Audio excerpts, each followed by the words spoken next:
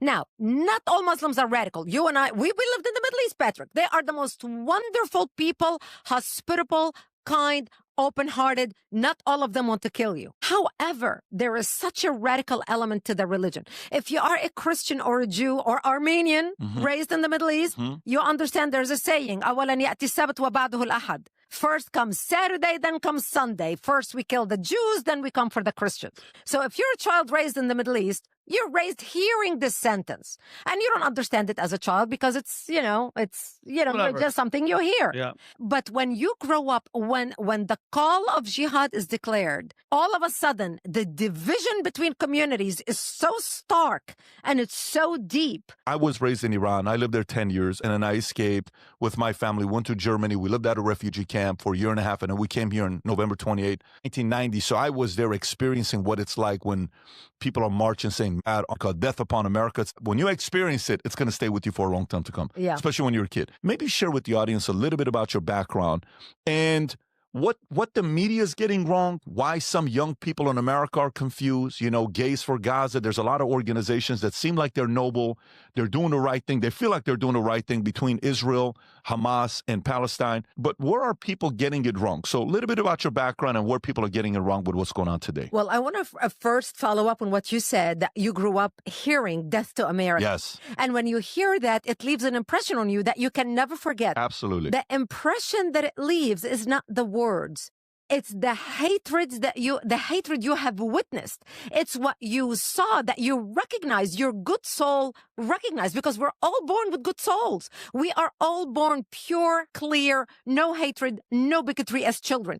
Everything else is dumped into us. So when you grow up as a child watching that and you think to yourself, I don't like that. My spirit doesn't like that. That's what you remember. And that's when you grow up and you realize what you saw. Now I know a name for it. It's called evil. When you hate someone so much that you want to kill them, even though you don't know them, you think to yourself, how can somebody hate like that? I want to stay away from that. As a matter of fact, I chose to fight that because that affected your life, that affected my life. In my case, I was born as an only child to a Lebanese businessman. My father had a long career with the government. He retired, took all his money, his retirement, built real estate with it. So I was born into a very comfortable life. My father owned the biggest, most fanciest restaurant in southern Lebanon. People used to drive hours to get to it. So I was raised meeting the community, hearing people. My father had the first television set in our restaurant. I grew up in a restaurant hearing my parents and all the tables around every night talking politics, listening to the news. And of course, back in the old days, you remember, it was what, 2, 3 TV That's stations? Right. That was it. There was no cable. No. So when the news came on, everybody watched the news. So this is the environment that I grew up in. So I grew up in a time where Lebanon was prosperous. Lebanon was Paris of the Middle East. We were very open-minded. We were a majority Christian country. The Christians in Lebanon used to be over almost 70%. When I was born, when Lebanon got its independence. And this is why we have the government divided very fairly, because as Christians, we want to be fair. So we have the president has to be a Maronite, the Secretary of State has to be a Sunni, so-and-so has to be a Shiite. So everything was divided so we don't offend everybody and everybody can feel included. And this is a great republic. Lebanon is a republic, exactly like the United States, which stand in such stark contrast when you look at the whole Middle East. You've got Israel as a Jewish state. You've got Lebanon, a republic just like America, in a sea of what I call tribes with flags. Because when you look at Arabic countries, they're tribes with flags. You can identify every country with one royal family or one man regime. So we were open-minded, we were fair, we were welcoming, everybody wanted to come and party in Lebanon. Not just Middle Easterners, but people from all over the world. Sophia Loren, Frank Sinatra. It was the hub to vacation. Lebanese are very good in business, as you know, Middle Easterns. Eastern Christians are highly educated. We're very good in business. We're in the tip of Phoenicia, at the port, doing commerce all along. Beirut became Paris of the Middle East, the banking capital of the Middle East. So that's the country in which I was born. I remember going with my parents as a child to Casino du Liban. We would attend the concerts and the world singers coming. So that was my life. Life was good. Things began to change when I was about 9 years old. That's when we started importing Palestinian refugees into the country. Actually, Lebanon accepted a third wave of Palestinian refugees while none of the other countries wanted them. This is after King Hussein, after Black September. They came from Jordan after they tried to overthrow the king, basically. And King Hussein literally killed them, bulldozed them, 30,000 of them, and the rest of them came to Lebanon. We accepted them. And I remember watching the evening news and all these Palestinian cars, driving in to Lebanon, and they would stop with my father. My father would give them free food, on the restaurant, trying to help people. This is in the, early 70s? 75, 74, 75. Got it. And everything you're saying is pretty much identical to what Iran was in the early 70s, mid-70s. Yeah. Yeah. By the way, this isn't when she says Beirut was Paris, the Middle East. So when I was around 9 years old, we stopped traveling, and I would because we used to go to Beirut. I'm an only child, by the way. I don't have any sisters and brothers. My parents were married for a very long time. They couldn't have any children. Finally, boom, my father is 60 years old. My mother is 55. I pop into the family. Well, I was a gift to my parents. I was the apple of their eyes.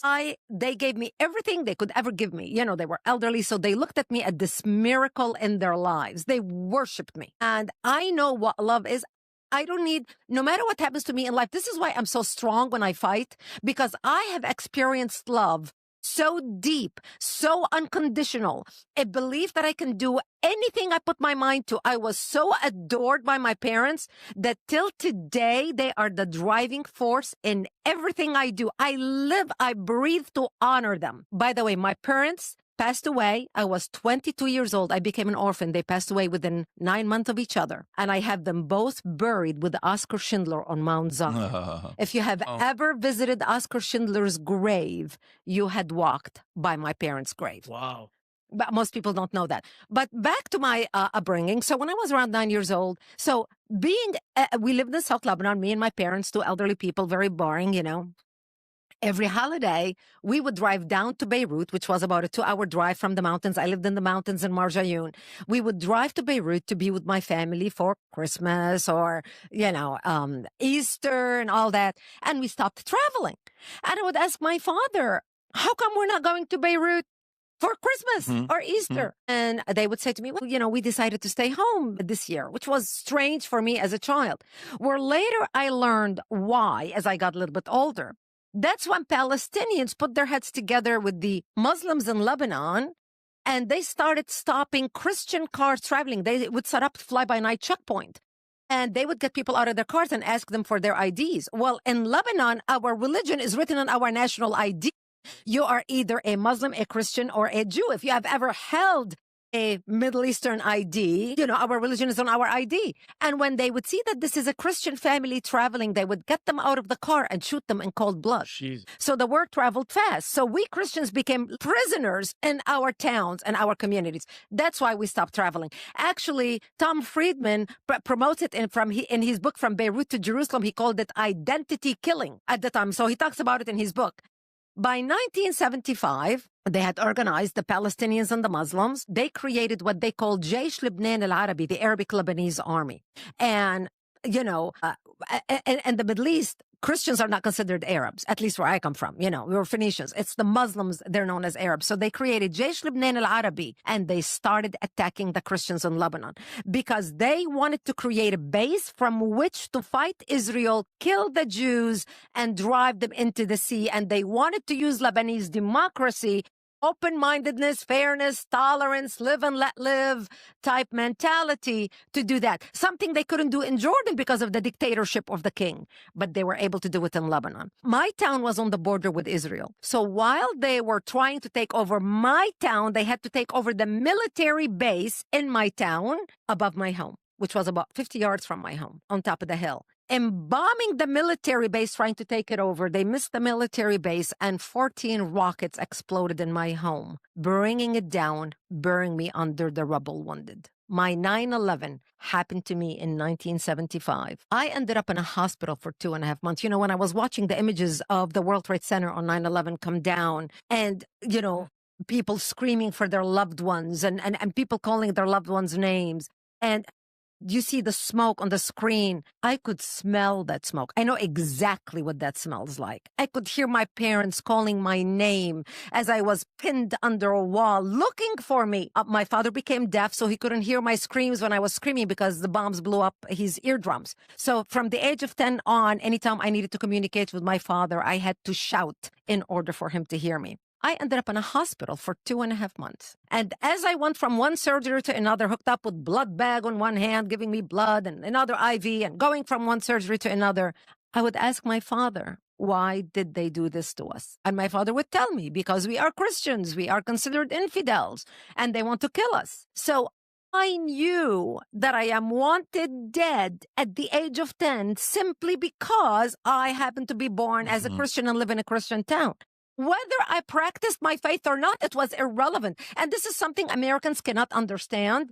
You know, they understand that Jews are a race. But in the Middle East, if you are a Christian, you are in that block of, you are like put in a compartment. It doesn't matter whether you're an atheist Christian. I know this sounds so weird to Americans listening to this, but we are persecuted because of the group that we are, like the Yazidis, like all the minority groups in the Middle East.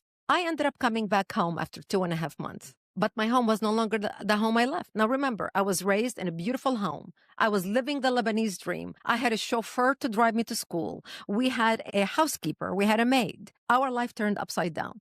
2 days before our house was bombed, my father wanted to bring us to America. So he goes to the bank in Beirut because the banks were being robbed, bombed. God knows what was going to happen. My father withdrew his life savings and banknotes from Lebanon to bring us to America. 2 days later, my father's money was burned to ashes. We went from living a wonderful life to losing it all. My father at that time was 70 years old. You don't start over when you're 70 years old. So we end up living in a bomb shelter. So 8 by 10 room, underground, no electricity, no water, and very little food. When we went into the bomb shelter, ironically, the bomb shelter was built by money given to part of it by money given to my father from the Lebanese government to protect us from Israel, because supposedly the barbaric Israeli army is going to come slaughter us. And therefore, all people in South Lebanon, the money said, okay, we give you half, you pay half, you build bomb shelters because the Jews are going to come kill you. That's the bomb shelter I ended up living in. We go into the bomb shelter and we thought it's going to be 2 weeks. My father, being a restaurateur, the bomb shelter was right behind the restaurant. That's where he stored all the liquor and the wine, underground, all whatever. So I remember the first 2 weeks, we slept on boxes, these huge boxes that came to our restaurant, with big either machine, fridge box, or whatever stuff for that thing. We put a blanket on top of it. We put a pillow, another blanket. And I remember sleeping on a box filled with coal, the black coal that you used to charcoal to grill, shish kebabs, Yeah. So I slept in that and we thought, it's going to be a matter of, a couple weeks. The whole world is going to wake up and see what's happening to the Christians in Lebanon. Everybody's going to come save the Christians. 1 week went by, 2 weeks went by, 1 month went by, 2 months went by. 1 year went by. Obviously, by that time, we had brought in some mattresses, put them on the floor of our bomb shelter. And that's where we slept. And the world forgot about us. The world forgot about us. And to get some food, my mother and I would crawl under bombs falling off because my father, remember, he can't hear. So he cannot duck to hear the bomb. Boom, before it explodes. So when we would hear the whiz, we know to duck. And so my mother and I would go out and dig for dandelion. It was the only greenery we had to eat. For food, we had stored like dried chickpeas and dried beans and rice. So we could manage with that oil, anything my mother would soak the chickpeas overnight. And because they had bugs in them, my job was with a pin to dig the bug out, put it on the side, put the chickpea in here. And that's how I killed the time. That's how we cooked our food. And that was the only greenery we had to eat when we would go out and dig for dandelions. To get some water, we would crawl under snipers' bullets. And we were surrounded by Islamic snipers and Palestinians who surrounded our town, the hills around our town. Every day we leave our bomb shelter to get some water. My mother and I and my father would say our last goodbyes because we did not know if we're going to come back dead or alive. And we would hug. And it was every single day you did the same thing. And it became like the way of living. Like routine. Routine. We would go, we would get some water from a nearby spring, and then we would come back. And this became my existence. I remember as a child, as I was growing up as a teenager. We didn't have any clothing. I was growing up as a girl. And I remember my mother, as my foot started growing from my shoes, she would cut the front of my shoes. And she would say, look, mommy, now they are like sandals, so my toes can stick out because my foot, and she did not want me walking bare feet on the bomb shelter. And she would cut my pajama pants because I grew taller. And she would cut them, and she said, look, they are called Bermuda shorts. And she would cut the sleeves, so I would grow into my clothes. And I remember laying on the bed and lice, because when you sleep on the floor, your head gets invested in lice. I know this is uncomfortable conversation in the West. People cannot imagine looking at Brigitte Gabriel and imagining Brigitte Gabriel as a child sleeping on the floor with lice on her head. And I remember my mother would take kerosene or benzene, or or mazout, and she would dip it, and she would dip it because the lice would die from the fume. And I remember sitting and my mother's combing my hair and saying, it's okay, honey, when we get some water, we can wash it. And this was my existence. And I remember after years, it becomes the norm because you don't know anything any better. We didn't go to school for 2 years. No studying. Everybody was in the bomb shelter. And I remember, we just killed the time just sitting, talking with each other. And after a while, there's not much you can talk about. And I remember at the age of 13, we heard from one of our militia Christian men stopped by because, we were a very small town. And he said, look, we heard a lot of chatter on the radio and I don't think we're going to last tonight. He said, they're going to attack our town tonight. And if I don't see you tomorrow, I wish you a merciful death. And I remember, he left. And I remember my mother combing my long black hair. And I dressed in my Easter dress, my Sunday best. Because, you get one Easter dress and that's like your whole summer dress for the summertime. And it was blue and white and blue flowers with a white bag on. And I remember she was tying the belt in the back, making a bow. And I remember she tied a white ribbon in my hair and I'm sobbing. I don't want to die. Please, I don't want to die. Do something. How old are you at this time? 13. Because I wanted to look pretty when I am dead, knowing that when they come to slaughter me, there would be no one to bury me. And I'm getting all dressed up, and I'm saying, please do something. I don't want to die. Please, I'm only 13. And there was nothing my mother could say to me. And I remember sitting in the corner of our bomb shelter. And my parents were very devout Christians. And my father opened up the Bible, his prayer book, and he started reading from Psalms. I shall walk into the valley of death and fear no evil, for thou art with me. And my parents said to me, when they come to slaughter us tonight, we will create a distraction. We lived a long life. You are a young child.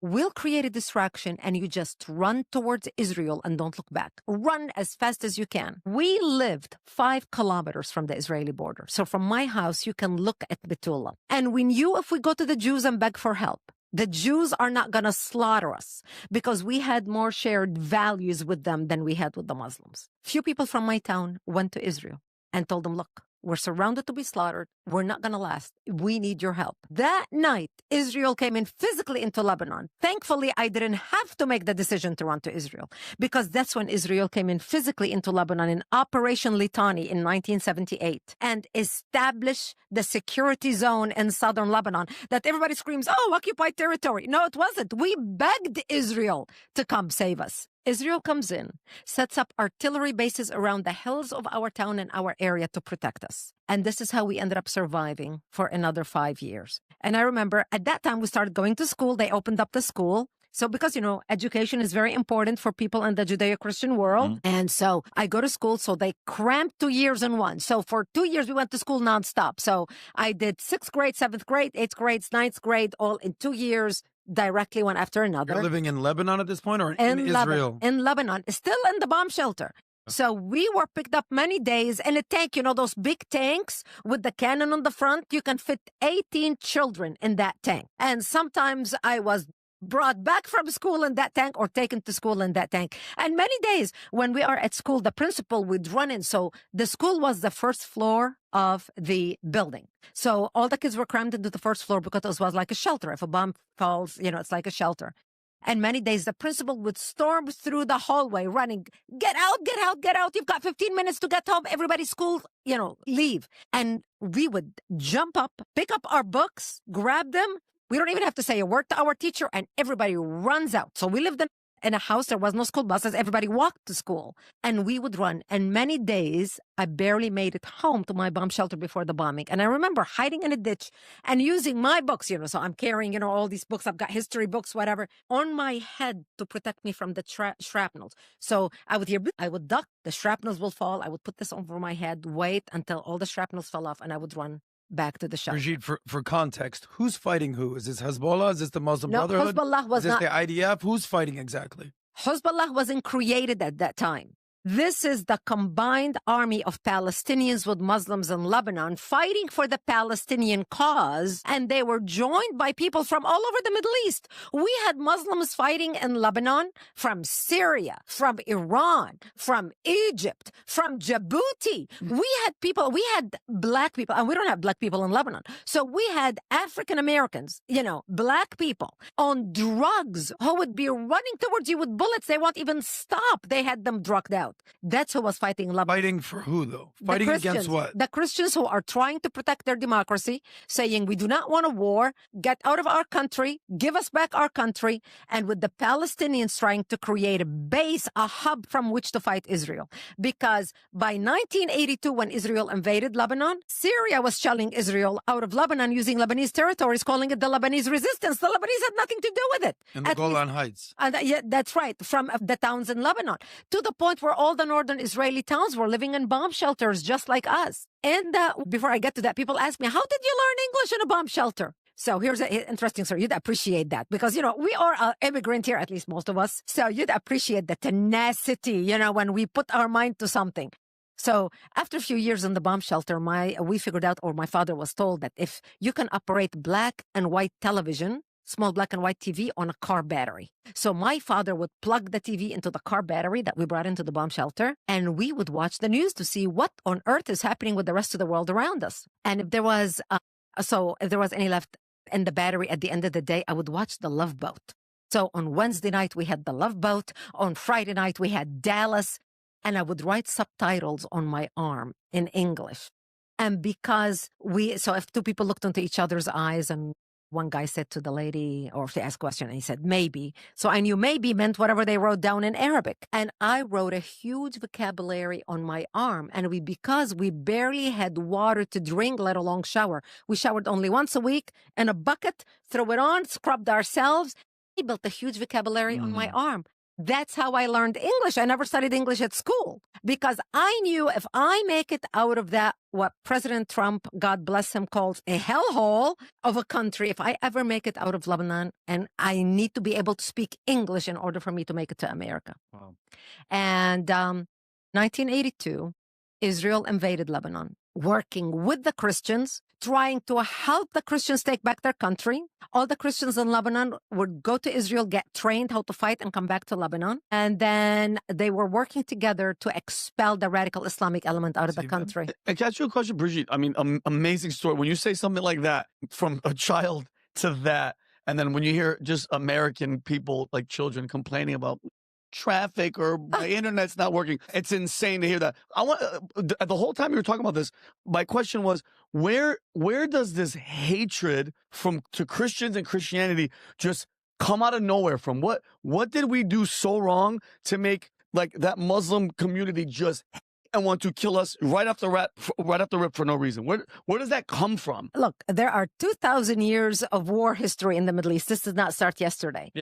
But it ramped up after the creation of the religion of Islam. Now, not all Muslims are radical. You and I, we lived in the Middle East, Patrick. They are the most wonderful people, hospitable, kind, open-hearted. Not all of them want to kill you. However, there is such a radical element to the religion. If you are a Christian or a Jew or Armenian raised in the Middle East, you understand there's a saying, أولاً يأتي السبت وبعده الأحد. First comes Saturday, then comes Sunday. First we kill the Jews, then we come for the Christians. So if you're a child raised in the Middle East, You're raised hearing this sentence, and you don't understand it as a child because it's Whatever. just something you hear. Yeah. But when you grow up, when the call of jihad is declared, all of a sudden the division between communities is so stark and it's so deep. While we as Christians, in our faith, I'm raised as a Maronite, Maronite Catholic, and in our Christian, in our faith,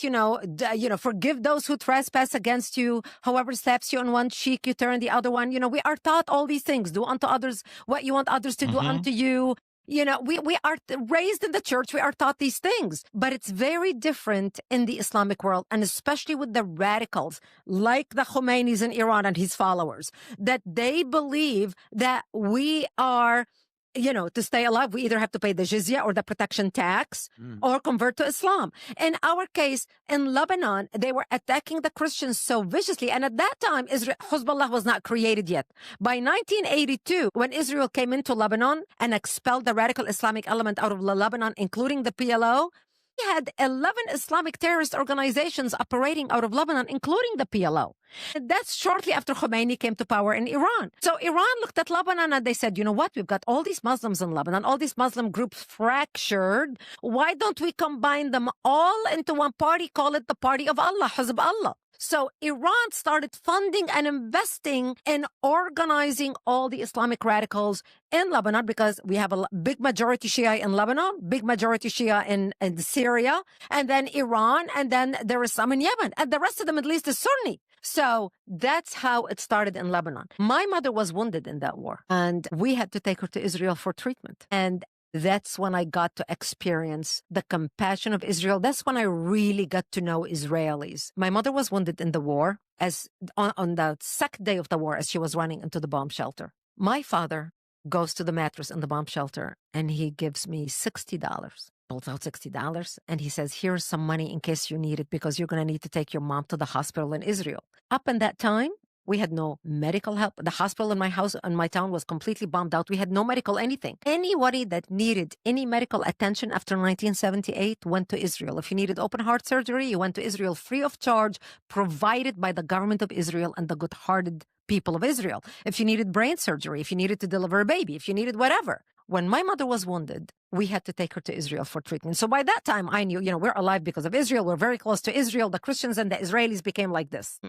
We go up to the hospital, to the Lebanese hospital, and that Israel had fixed up one room, set up one wing with one Israeli doctor on duty, 2 Israeli nurses to give first aid to people who were wounded. They gave first aid to my mother. They put her in an Israeli-donated ambulance. Again, David donated ambulance. They put her in an Israeli-donated ambulance, and we flew to the border, 10-minute drive. And the driver was a Lebanese driver. We got to the border. They take my mother out of that ambulance and took her into another ambulance inside Israel, inside Metula, to drive us to the nearest hospital in Itzfat, which was about an hour away from the border. I walked around to the Lebanese driver to pay him the fee for the ambulance, because he asked me, do you have any money for the fee? And like an innocent teenager who's never touched money, 17-year-old, I hand him my money and I said, how much do I owe you? And he looks at the money and he said, give me 30.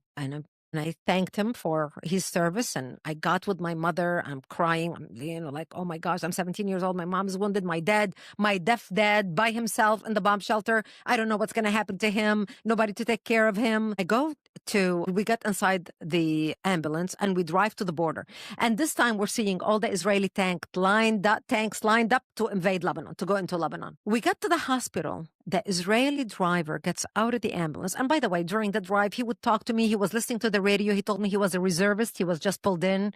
And he would tell me how far Israel was advancing into Lebanon. We arrived at the hospital. I walk around to pay the Israeli driver his fee for the ambulance ride, thinking to myself, oh my gosh, if the 10-minute ride cost me 30, I'm sure I'm not going to have enough for this guy. And I looked down and I said, how much do I owe you? And he says to me, you don't owe me anything. What is this for? Because I'm like handing out my hand with the money. And I said, the fee for the ambulance ride. He said, oh, no. He said, this is a free service from us to you. You don't owe me anything. You keep your money and you take good care of yourself. And I wish your mother a speedy recovery. And I was so touched. I could not believe my ears, my eyes. I just thanked him so much, because, he could have taken my money and partied all night and I would not have known the difference, but he didn't. That's when I realized that the Lebanese driver basically robbed me. He stole my money. That was my first experience between the difference between the Arabic culture and the Israeli culture. I thanked him. We got into the emergency room, and there were hundreds of people laying on the hospital floor in the emergency room. It was a war scene. Palestinian terrorists brought in from Lebanon. Muslims brought in from Lebanon. Israeli soldiers brought in from Lebanon. Lebanese Christians like me brought in from Lebanon. The doctors were treating everyone according to their injury. They did not see religion. They did not see political affiliation. They did not see nationality. They saw people in need and they helped. The doctor treated my mother before he treated the Israeli soldier wounded laying next to her because her injury was more severe. I couldn't believe my These eyes. are the stories that are necessary to hear for some that haven't experienced it. Just for a couple minutes before we go into some of the stories here, why do you think a lot of people in America, especially with academia, a lot with mainstream media, and the level of if I go on Twitter and I look at a Bassem Youssef, if I look at a person who is out there defending Palestinians, Gaza, right, and just showing all the stuff that's going on with Israel, why are they so much louder than Christians or even Jews? Why are they so much louder to the point where the world is sitting there saying, maybe they're right and maybe you're wrong? Maybe they're telling the truth. Maybe you're telling a mythical story to get people to panic and worry. And obviously, you know where I stand. You know, everybody knows where I'm at.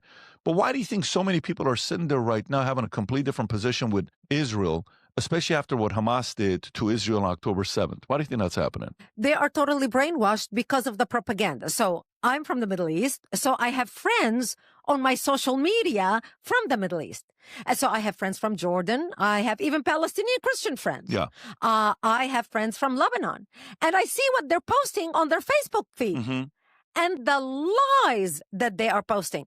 A lot of them have never even been to Israel, have never even dealt with Jews other than what they hear on television, the propaganda and the lies and the AI. I just put up a video because my friends tell me, oh, this is AI. I remember sending a friend of mine a video of the woman in Israel with her stomach being cut open. I do not know if you've seen that video.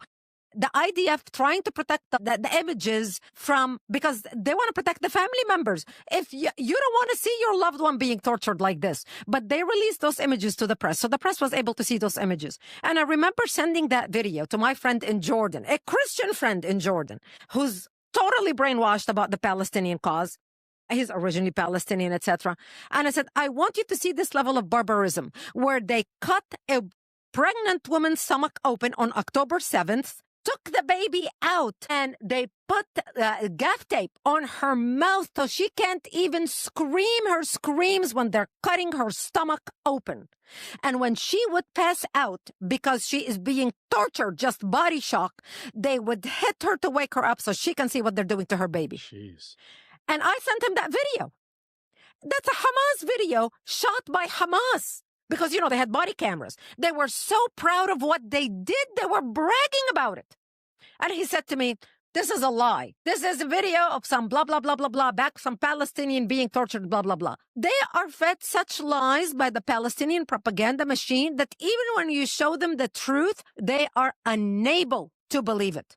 Now, I talk about the compassion of the Israel. I know the Israelis are not capable of doing anything like this to any Muslim woman. You know that. We have Israeli friends and Jewish friends. They don't think like that.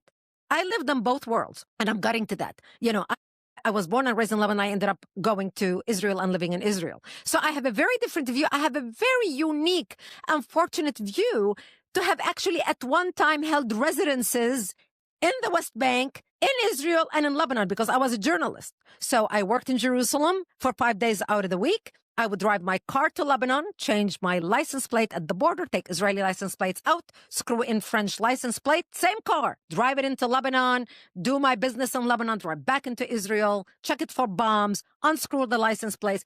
I'll get to that. So I have a very unique point of view of both because I've lived in both of them. But I want to continue a little bit about the compassion of the Israelis and why I know the Israelis the way I do. After we were finished in the emergency room, and I was talking to you about my mother being in the emergency room, they gave her first aid. They took her up to the 4th floor of the hospital. where two other Lebanese ladies were brought in that morning. One Muslim, one Druze from Lebanon. They put my mother in the room, and we were not there but 5 minutes. And I heard all this commotion outside our window. So I ran to the balcony to see what was going on. And I looked down, and two Israeli helicopters had just landed, bringing in wounded people from Lebanon. And I remember looking down stretcher after stretcher, carrying, and, and everybody ran to the balcony to see what was happening. And I remember being surrounded by mothers of Israeli wounded soldiers in the war, fathers, sisters, wives. It was an unbelievable scene. And I remember looking down, not making eye contact with anybody next to me, because even though I knew I'm a Christian, they didn't know that. I know I'm their friend. They're not going to do anything to me. I just felt so out of place looking at that scene. I didn't make any eye contact with anyone. I felt sick to my stomach. I felt brokenhearted that these people are wounded because of the war with my country. And all of a sudden, I feel this tapping on my shoulder. And this lady next to me looks at me and she puts her arm around me and she said, "You are new here, aren't you?" And I said, "Yes, they just brought in my mother. She's in this room." And without skipping a beat, she puts her arm around me and she hugs me. And she said, "Oh, don't worry. We'll take good care of her. And if she needs anything, my name is Leah." And I remember breaking down crying. I remember breaking down because I felt such human quality that I knew it did not exist in my culture. I was standing on the 4th floor of that balcony knowing if I was a Jew standing in any hospital in any Arabic country, I would be thrown down to my death as shouts of joy of Allahu Akbar would echo through the street and down the surrounding neighborhoods. But they didn't. I spent 22 days in that hospital. Those days changed my life, changed the way I think about Israel. There were people being treated, Palestinians, Muslims, Druze, Israeli treated everybody in such a human way, in such a compassionate way. It was unbelievable. I had to go back to Lebanon to take care of my parents, but I vowed that one day I will return to Israel because these were the type of people I wanted to live amongst. These are the type of characters I wanted to have. As I stood on that balcony that day, I knew these people were able to forgive and love the Palestinians, their enemy, in a way I wasn't able to, and I was the Christian who was taught to love like Jesus taught. Those days changed my life. I ended up going back to Lebanon that day, but 2 years later, I made my way back to Jerusalem, and I became news anchor for World News in the Middle East, covering world events from 1984 till 1989.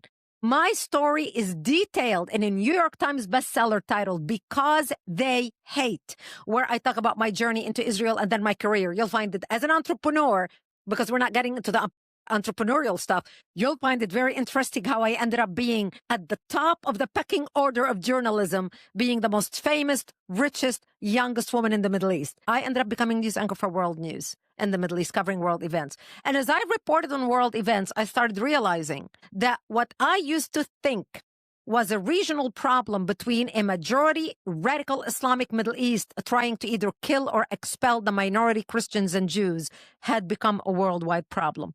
But the world was not paying attention. When I went back to visit Israel in 2018, I ended up leaving Israel. I met my American husband, a war correspondent, that we worked together in Jerusalem. I got married. That's how I ended up in America, by marriage. I came here in 1989, but before I came here, I wanted to make sure that my parents are buried in Israel, because I wanted to make sure that my children unborn will always know where my loyalty lies. I wanted them to always be drawn to Israel, to be drawn to what Israel represented, the character, the humanity, the respect, the authentic multicultural nation that endorses everybody. I buried my parents in Jerusalem. They are buried on Mount Zion. Wow. When I went back in 2018 to Israel, I went back and visited that hospital in 2018. This was just recent history. I went back and visited the hospital where my mother was. Unannounced, nobody knew I was there. I walked into the reception desk asking, "Is there any doctors working here that used to work here in 1984 and 1982? And of course, there was nobody there. But somehow I told them, "Look, my mother was here. I'm Lebanese. Can I go up to the 4th floor or whatever?" Anyway, we ended up going to the floor, which is now a maternity ward or something. They changed it. And I took my daughter with me to that hospital. And when I was there, and when they found out who I am, and the head of the hospital came out, and I found out while I am at the hospital, there are Syrian people wounded from Syria. Remember, this is ISIS 2018.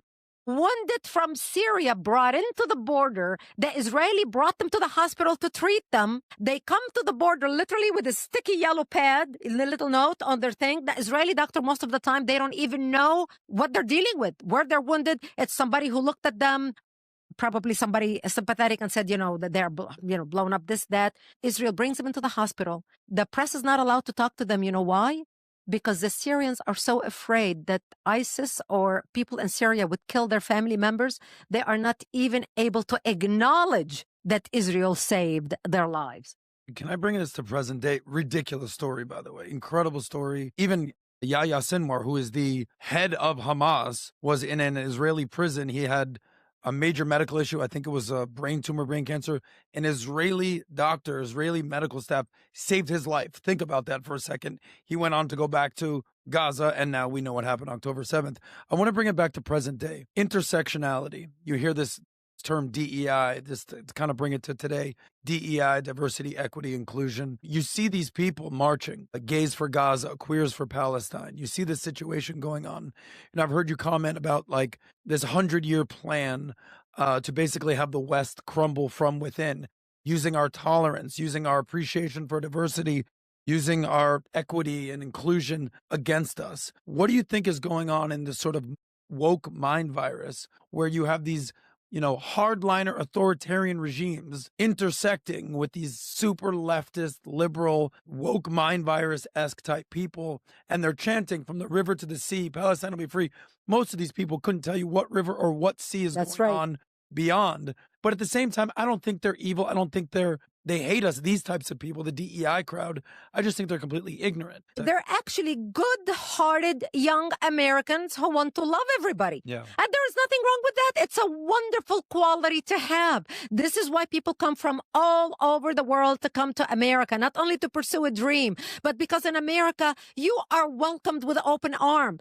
I mean, immigrants like David, like Patrick and I, okay? So I'm a first-generation immigrant. I know he's a first-generation immigrant. I'm not sure about the three of you. My mom and dad were born in Iran, but I was born born in America. Born in He's America. a Canadian. So we're the ones who made it through the process to come to America. So other than the fact that we can be all we can be as Americans, the fact that America opens you with open arms, no matter what country you come from, you become an American. You are an American. You are one of us, whether you're Japanese, Chinese, Mexican, black, white, yellow, Hispanic, Jamaican. It's unbelievable. We are truly the melting pot out of many. We become one.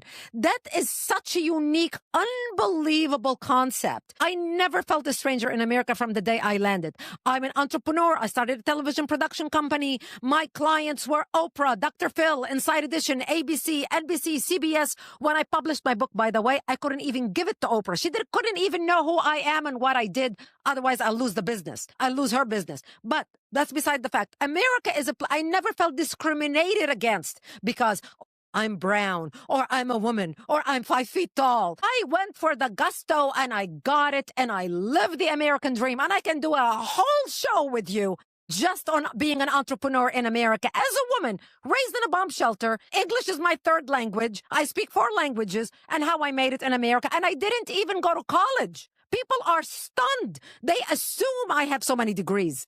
Because in America, when you have a brain, the sky is the limit. So it's a wonderful quality for our children to be inclusive, to want to love, to want to change the world, to make the world a better place. Every single one of us at 20 years old, we wanted to make the world a better place and we wanted to change the world. And we had dreams of how life should be and how everybody should get along together. The problem with our stupid, unguided youth today, the snowflakes, they have never experienced hardship. They never had to work for anything. They were, even with their grades. Patrick remembers when we went to school, we had to work to pass. If I did not pass, and by the way, my schooling, when I started school at 4 years old, I had to study 2 languages. I started with French and Arabic. And I had to learn, by the age of 6, I had to write in French and in Arabic, take geography in French and in Arabic, take writing, history in French and in Arabic, and then they add English at the 6th grade. I didn't study English. I stayed with the French course and I ended up learning English the way I shared with you. So when in America, the sky is the limit on what you can accomplish. But the brainwashing that happened in America happened systematically over decades. You know, they say 20-year success. An overnight success takes 20 years. And my first book, Because They Hate, which came out basically in 2006, if you read it, you think I wrote it yesterday. I discuss all the money being funneled into our universities. I have a whole chapter about the fifth column in our universities. And I talk about money flowing from the Middle East into our universities to the tune of millions. Harvard, Georgetown, Columbia, Rutgers, etc. Setting up Middle East study departments and political science departments and appointing Arab professors who are anti-Israel and anti-America to teach our students that America is bad, Israel is evil, and the Islamic world is the underdog. Where's the money coming from? All over the Middle East, from wealthy sheikhs, wealthy foundations, funneling it to bring students to America and to these universities. And using the Title VI program. The Title VI program was instituted by our government after World War II. To teach American students about foreign cultures and foreign languages and foreign governments so they can be an asset to our country. Those who want to get into the diplomatic field, work for the State Department, get into the CIA. So what the Arabs of the Middle East started using, they used the Title VI program to funnel the money through that program into our universities, setting up Middle East Study Department and Political Science Department. So they started brainwashing the kids from the top level from their professors. At the same time, the Muslim Student Association was established on American college campuses. So all these students being imported from the Middle East, from countries who hate America and hate Israel, they're already brainwashed. They get here, they immediately plug into the Muslim Student Association, and they start working together on multicultural thing. Oh, show up for hummus night on Friday night and learn about the wonderful religion of Islam and Mecca and fasting. And so the brainwashing systematically happened for 20 years, and that's how you ended up with what you have today. And by the way, with that being said, what a story you've experienced. Pretty wild. When somebody tells a story like that, literally the word is unbelievable. It's hard to believe, right? When you tell a story like that, who's going to believe a story like that unless you've experienced it? And sometimes it's hard to even explain it to somebody else. But this is normal. This has happened to a lot of people. I personally have my own version of that myself as well. I appreciate you sharing your story.